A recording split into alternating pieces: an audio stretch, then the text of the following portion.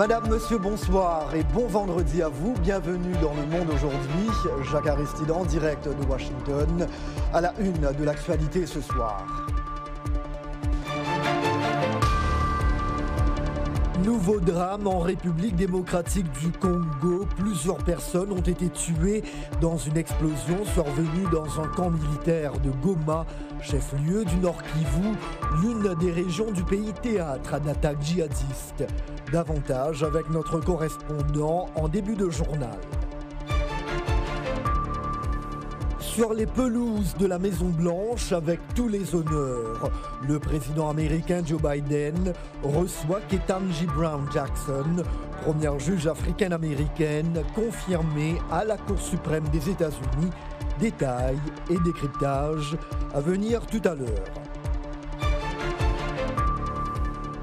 De la musique au programme également, un quart de siècle après la mort du légendaire Fela Kuti, son fils Femi et son petit-fils Madé perpétuent l'héritage de l'afrobeat.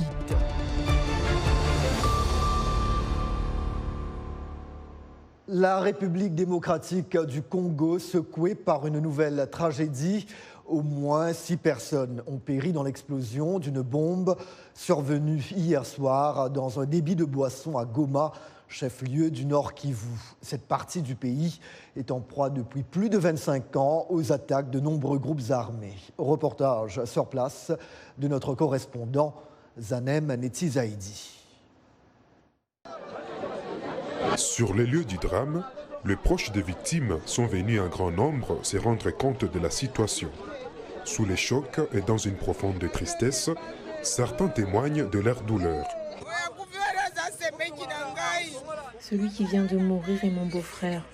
Cela me fait mal au cœur d'assister à cette mort inattendue. Nous ne connaissons même pas les circonstances dans lesquelles ils sont morts.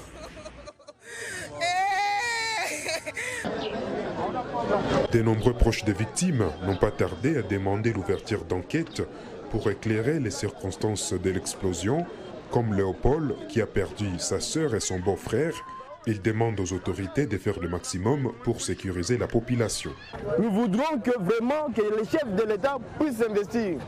Nous sommes dans des cas exceptionnels. Le gouvernement militaire, là où il y a état de siège, on ne peut pas badiner comme ça, là où il y a un état de siège. Parce que le rôle du gouvernement, c'est la protection de la population ainsi que leurs biens. On ne peut pas accepter, tolérer comme ça, que les gens qu'on puisse commencer à nous tuer comme des petits chiens, comme des petits chiens ou bien des petits moutons, et que nous puissions rester calmes comme ça. Le gouverneur militaire, le lieutenant-général Constant Dima, s'est rendu sur les lieux du drame tôt vendredi matin et a promis la poursuite des enquêtes tout en appelant la population au calme. À ma première vue sur les lieux, mais j'ose croire qu'il y avait des déflagrations pareilles. Ce n'est pas ce que j'ai appris par-ci par-là qu'il s'agit d'une grenade. En vue des impacts et de déflagration, j'estime que ça doit être un engin explosif improvisé que seuls les scientifiques vont nous déterminer. Pour l'instant, c'est 6 morts, et parmi lesquels nous déplorons aussi des officiers supérieurs. Outre les 6 morts, il y a également une quinzaine de personnes blessées et internées à l'hôpital militaire qui se trouve également dans les camps où nous nous trouvons présentement.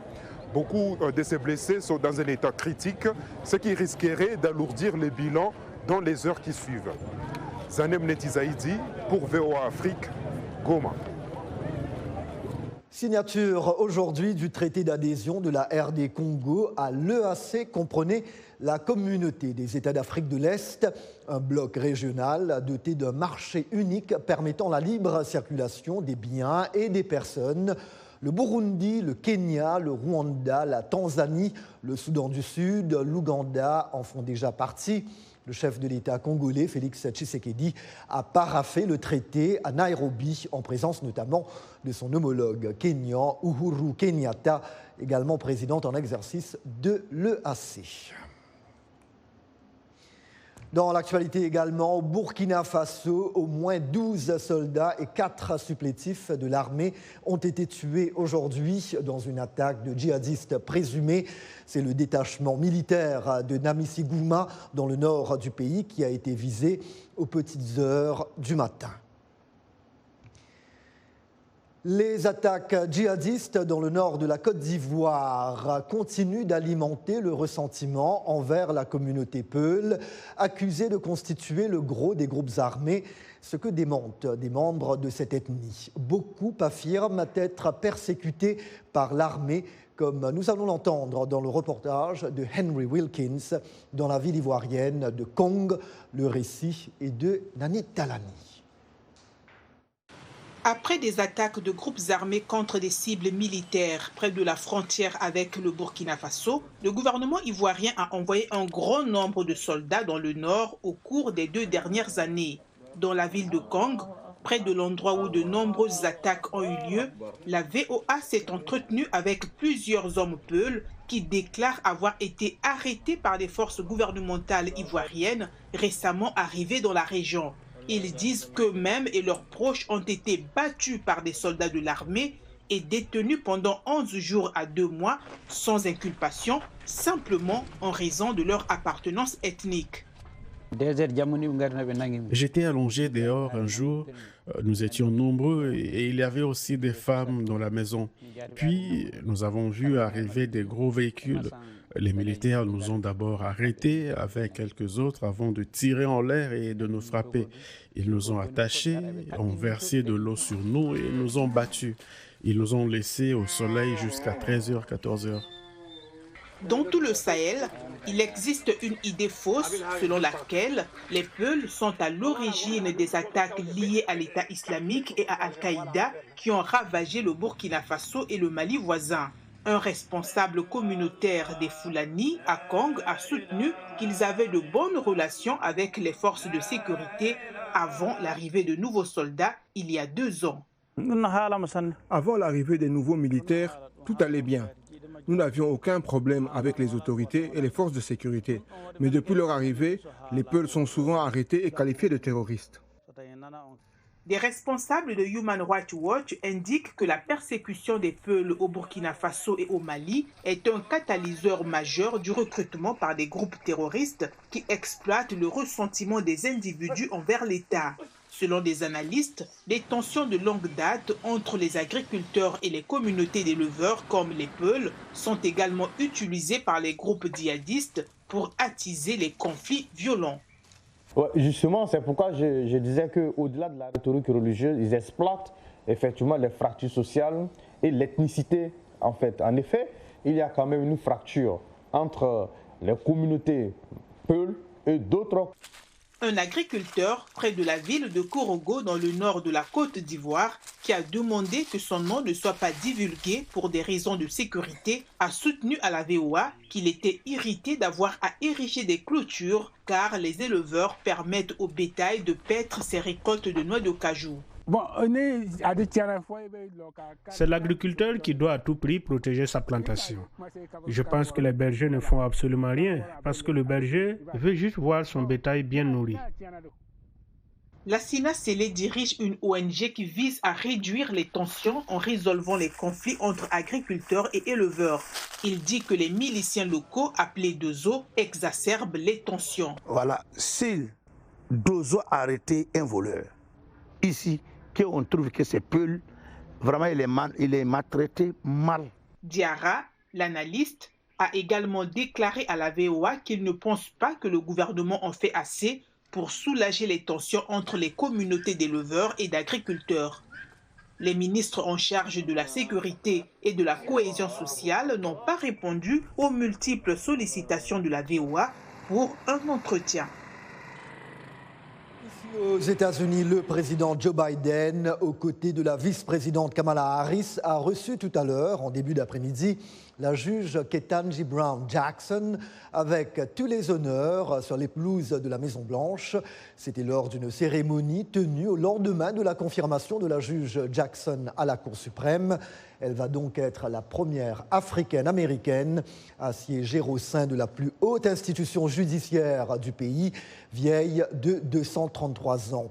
Hier, au Sénat, tous les élus du Parti démocrate et 3 sénateurs républicains ont voté pour faire entrer la juriste de 51 ans dans le temple américain du droit. Pour l'occupant du bureau ovale, c'est un moment de véritable changement dans l'histoire américaine. Mes chers compatriotes, aujourd'hui je suis honoré de vous présenter officiellement le prochain juge associé de la Cour suprême des États-Unis, Ketanji Brown Jackson. Après plus de 20 heures d'interrogatoire, lors de ses auditions et près de 100 réunions, elle s'est rendue disponible pour chaque sénateur qui voulait lui parler et a parlé pendant plus de quelques minutes, répondant à leurs questions en privé et en commission. Nous avons tous vu le genre de juge qu'elle sera, juste et impartiale, réfléchie, prudente, précise, brillante, un esprit juridique brillant avec une profonde connaissance du droit et un tempérament judiciaire tout aussi important à mes yeux, c'est-à-dire calme et aux commandes, et une humilité qui permet à tant d'Américains de se retrouver en Ketanji Brown Jackson. Cela apporte une rare combinaison d'expertise et de qualification à la Cour suprême. Pour décortiquer cette actualité américaine, nous accueillons l'invité du journal, Marilyn Sefocle. Bonsoir et bienvenue. Bonsoir.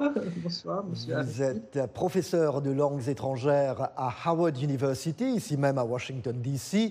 Le président Biden a donc salué un jour historique après la confirmation de la juge Jackson à la Cour suprême des États-Unis. Pourquoi ce moment est-il qualifié d'historique ? Eh bien, il est qualifié d'historique parce qu'avant Mme Jackson, dans l'histoire qui dure depuis déjà 233 ans, il n'y a jamais eu auparavant une femme noire nommée juge de la Cour suprême. Donc c'est là un moment historique pour les Américains.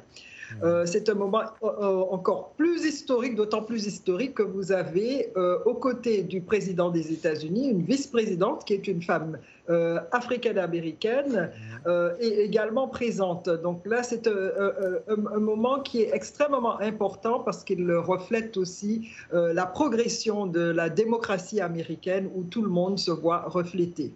La juge Jackson a été très critiquée par les républicains. Ils l'ont notamment accusée d'avoir prononcé des peines légères dans des cas de pédopornographie. Aujourd'hui, l'extrême gauche a obtenu la juge de la Cour suprême qu'elle voulait. Ce sont les mots du chef des républicains au Sénat, Mitch McConnell, juste avant le vote d'hier.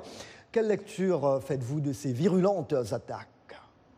Comme vous dites, ce sont des attaques extrêmement virulentes, comme l'expliquait Mme Brown Jackson. Ketanji Brown Jackson, il s'agissait, pour les cas bien précis que les républicains ont cités, il s'agissait de personnes qui avaient en fait à peine 18 ans, qui avaient juste 18 ans. Donc, il ne s'agissait pas de les pénaliser énormément. Et elle était à l'époque public defender, c'est-à-dire qu'elle défendait donc, le public. Et donc, il s'agissait pour elle d'être juste et non pas d'appliquer des peines extrêmement lourdes. Donc, si vous voulez, il y a eu de la part des républicains une espèce de bloc qui s'est formé contre Mme Brown Jackson et qui était assez partisane, ou très partisane, je dirais même. D'accord.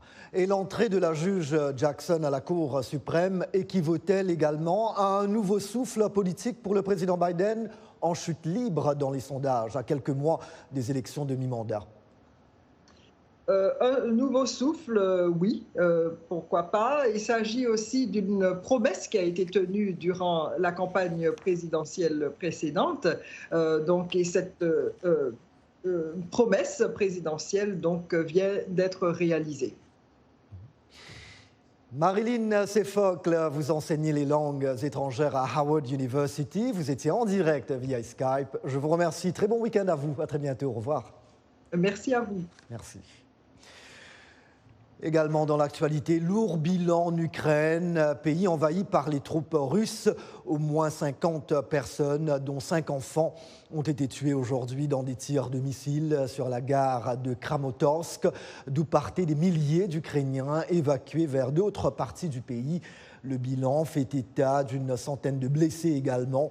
Le président ukrainien Volodymyr Zelensky parle d'un mal sans limite déchaîné par la Russie et des méthodes inhumaines. Le Kremlin rejette les accusations et affirme que c'est Kiev qui a orchestré la frappe pour empêcher les habitants de fuir.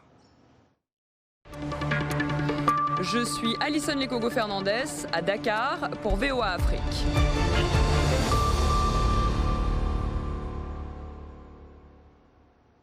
En France, les candidats à l'élection présidentielle achèvent leur campagne aujourd'hui. Le premier tour a lieu ce dimanche. D'après les dernières enquêtes d'opinion, un duel serré se profile entre le chef de l'État sortant, Emmanuel Macron, et sa rivale d'extrême droite, Marine Le Pen. De Paris, Lisa Bryant nous propose ce reportage relaté par Claire Morin-Gibourg. Pour ses partisans d'Emmanuel Macron, capter l'attention des passants est difficile. Ce couple refuse de prendre leur dépliant de campagne. Ils soutiennent le candidat de gauche radicale, Jean-Luc Mélenchon. Enfin, un peu de succès. Vive M. Macron! Je pense que c'est lui qui a le meilleur programme pour la France. Déjà, au cours de son premier mandat, il a beaucoup fait déjà pour la jeunesse, pour l'emploi et puis surtout pour la sécurité aussi également. Jusqu'à récemment, cette élection présidentielle semblait être jouée d'avance. Macron obtenait plus de 30% dans les sondages d'opinion et cela a été renforcé par sa réponse à la guerre en Ukraine. Mais aujourd'hui, la principale rivale de Macron, la dirigeante d'extrême droite Marine Le Pen, n'est qu'à quelques points derrière lui. Certains sondages montrent une course encore plus serrée si Le Pen affronte Macron lors du second tour le 24 avril. Elle apparaît plus proche de beaucoup de préoccupations des Français. Je suppose qu'elle bénéficie aussi de la véritable haine que Macron inspire à beaucoup de gens à l'extrême droite, à l'extrême gauche et parfois au centre. Il s'agit de la troisième candidature présidentielle de Le Pen. Elle a réussi à adoucir son image anti-immigration et eurosceptique. Sa campagne se concentre sur les soucis liés au coût de la vie. Le fait qu'un autre candidat, Éric Zemmour, soit considéré encore plus à droite qu'elle, l'a aussi aidé. La popularité de M. Zemmour a faibli ces dernières semaines, alors qu'à gauche, Mélenchon arrive en troisième position. Il y a 5 ans, Macron a battu Le Pen au second tour en tant que jeune candidat indépendant pro-Union européenne qui promettait de transformer la France. Mais sa présidence a été marquée par des crises, les manifestations des Gilets jaunes, le Covid-19 et l'invasion de l'Ukraine par la Russie. Cette fois-ci, Macron a à peine fait campagne, affirmant qu'il est trop occupé à diriger le pays et à répondre au conflit ukrainien. Il n'a organisé qu'un seul grand rassemblement de campagne et n'a pas participé à un seul débat avec les 11 autres candidats à la présidence. Ses propositions économiques, comme relever l'âge de la retraite de 62 à 65 ans et conditionner certaines prestations sociales au travail, se sont révélées impopulaires. Il a également été critiqué pour ne pas avoir tenu ses promesses climatiques. Bon, sur le plan écologique, c'est clair qu'il n'a pas rien fait. Son bilan est très mauvais pour ça. Ouais. Bon, sur le plan économique, effectivement, le chômage a baissé. Aujourd'hui, Macron riposte enfin, alertant sur une possible victoire de l'extrême droite et rappelant les liens passés de certains candidats avec la Russie, dont Marine Le Pen. Mais même les partisans de Macron ne savent pas s'il remportera un autre second tour contre Le Pen. Je suis très inquiet. J'étais à New York lorsque Trump a remporté les élections et croyez-moi, je me souviens encore du choc et du temps passé à tenter de réaliser ce qui s'était passé. Évidemment, cela pourrait arriver ici. Ces élections, qui semblaient prévisibles, sont aujourd'hui plus incertaines. Et voilà pour la première partie de votre journal. S'il vous plaît, n'allez nulle part ailleurs. Le Monde aujourd'hui revient dans une petite minute. Merci.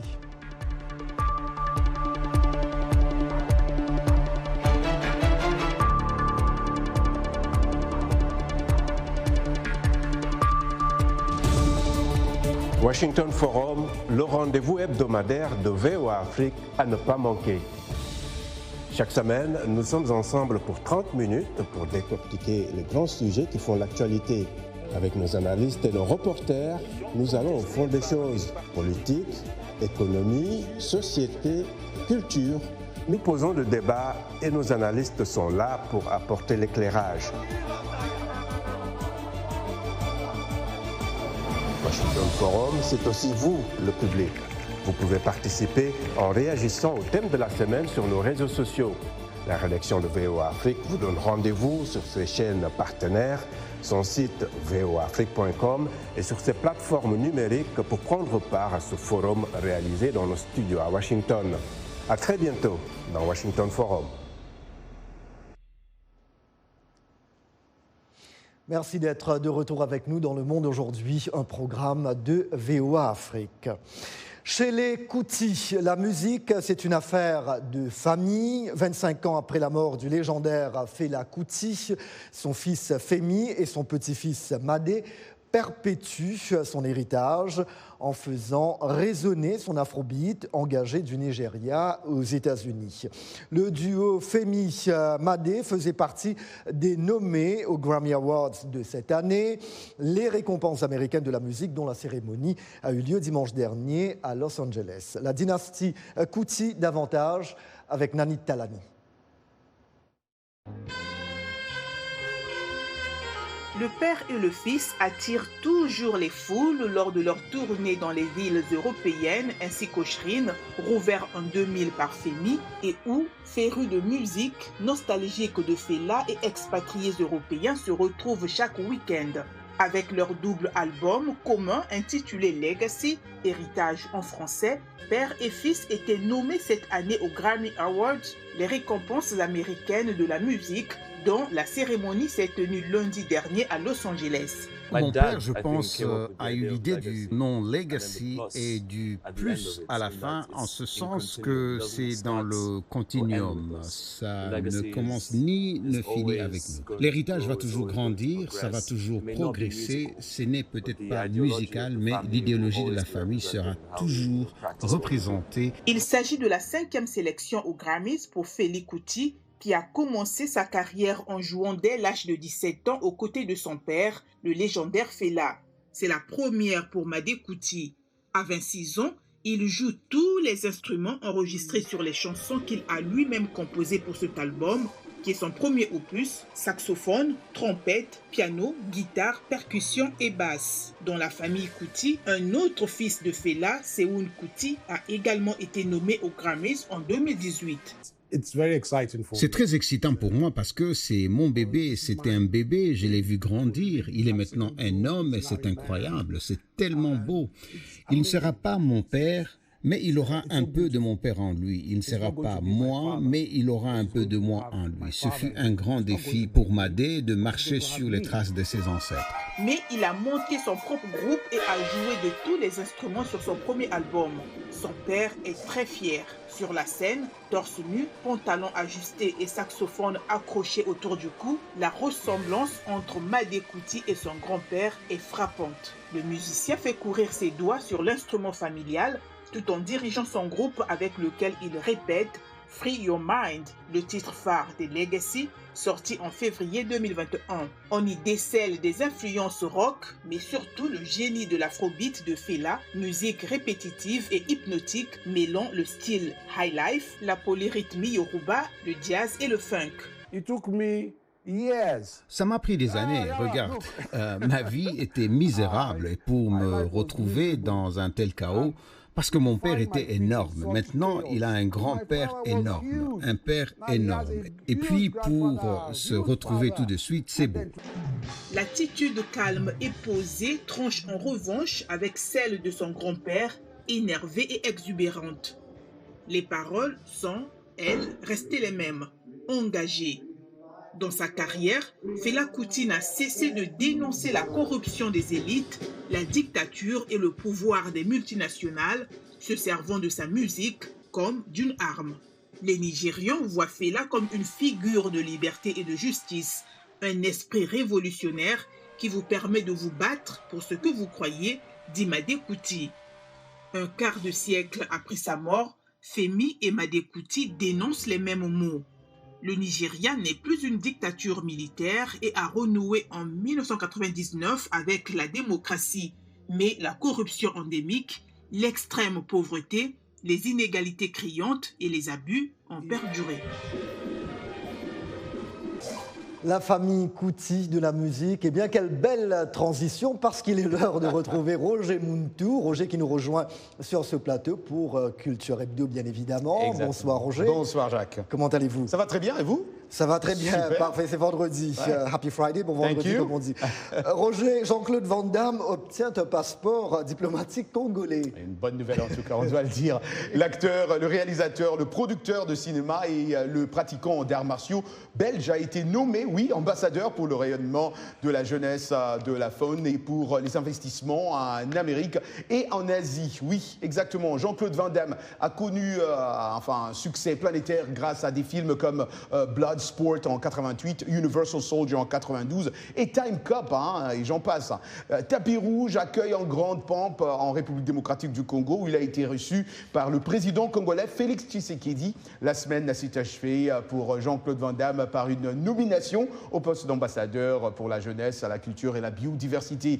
Au cours de sa conférence de presse à Kinshasa le 6 avril dernier, l'acteur n'a pas caché sa satisfaction. C'est avec beaucoup de joie que je reçois ce passeport en tant qu'ambassadeur en Belgique. Je suis né en Belgique. Au Congo, je suis né au Congo. En Amérique, je suis né au Congo.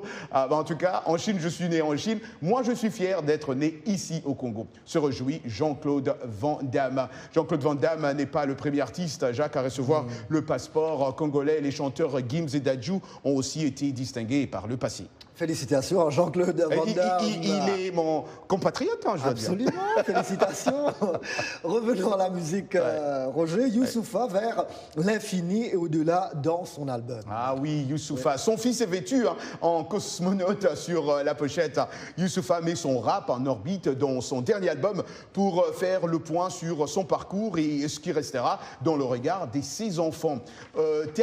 Neptune Terminus Origine, prévu aujourd'hui, vendredi, n'est pas une banale réédition de Neptune Terminus sortie l'an dernier. On y trouve 10 titres inédits lancés d'Abidjan en Côte d'Ivoire. C'est le lieu de résidence depuis quelques années de ce rappeur de la région parisienne arrivé gamin en France depuis Kinshasa en RDC. Ce changement de décor lui a permis de déplacer les points de vue comme il explique lors d'une rencontre à Paris avec l'AFP dans le morceau Meilleur. Il rend ainsi hommage à sa mère classique chez les rappeurs et à son épouse, la mère de ses enfants. Chose rare. Comme son illustre aîné, le lyriciste Bantou, un de ses surnoms, pose un regard à 360 degrés sur l'industrie musicale. Son titre d'ouverture s'appelle Amapiano, nom de ce son électro au synthé planant partie des townships d'Afrique du Sud pour se retrouver sur les platines des DJ à Paris, à Londres ou à Manhattan, Jack. Londres, Manhattan, des endroits que je connais, que vous connaissez. Faut qu'on y aille quand même, comment mais je sais pas si on allait en parler, mais plus tard, sûrement sur la gifle de Will Smith. On va en parler. Oui, certainement, parce qu'il y a eu une décision aujourd'hui, mais vous allez y revenir certainement. Et vous revenez d'ailleurs vendredi prochain. Mais bien sûr. Mais écoutez, très bon week-end à vous. Merci Jacques. Merci. Bon week-end. À très bientôt. Et voilà, point final à ce journal. Merci de l'avoir suivi. Merci d'avoir été des nôtres ce soir. Et toute cette semaine, toute l'équipe se joint à moi pour vous souhaiter une très belle soirée et un très bon week-end. C'était Jacques Aristide à Washington. À très bientôt. Au revoir.